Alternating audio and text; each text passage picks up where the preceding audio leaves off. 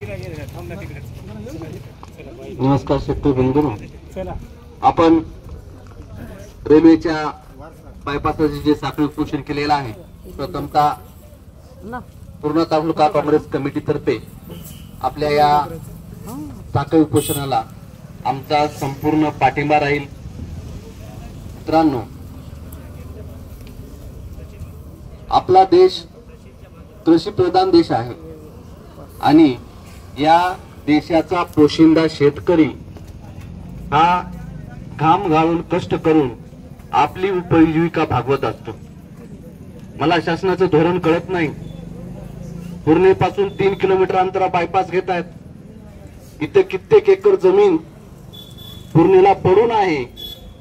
वास्तविक पाहता त्या जमिनीचा सदुपयोग करायचा सोडून शेतकऱ्याच्या नावानं भलं करायचं म्हणून यांनी यांच्या दोस्ताच्या फायद्यासाठी असे प्रकल्प आणत आहेत। मित्रांनो, गैरून जाऊ नका। आमच्या इथून समृद्धी महामार्ग गेला, जसे आमच्या समृद्धीमध्ये महामार्गामध्ये गट क्रमांक आले, आमच्या पोटात ते फिरून सुटली। मग 1 कोटीनं चाललंय, मग 2 कोटीनं चाललंय। कुठलाही अधिकारी तुम्हाला मोबदला सांगत नाही, म्हणून आळून जाऊ नका। आपण विरोध केल्याशिवाय पर्याय राहणारच नाही। त्याच्यामध्ये आधी समृद्धीचं ते आम्हाला जास्त पैसे मिळाले, आता शासनाने त्याच्यानंतर एक GR कार्ड आहे। तुम्हाला गुणांक 2 लागणार नाही।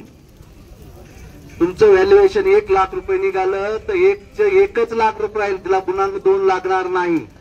त्याचे 5 पट झाले तर 5 लाख रुपयानं तुम्हाला हे भेटत। वास्तविक पाहता शासन इतकं निर्घट आहे की पूर्णा तालुक्यामध्ये ज्या ज्या भागातून कॅलन गेलेला आहे, शासनाचा असा GR आहे की जे कॅलनच्या खालचा एरिया आहे तो पूर्ण बागायती आहे, शासनाचा GR आहे।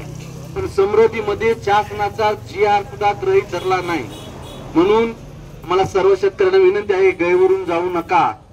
कुठल्याही शेतकऱ्याने परमिशन देऊ नका।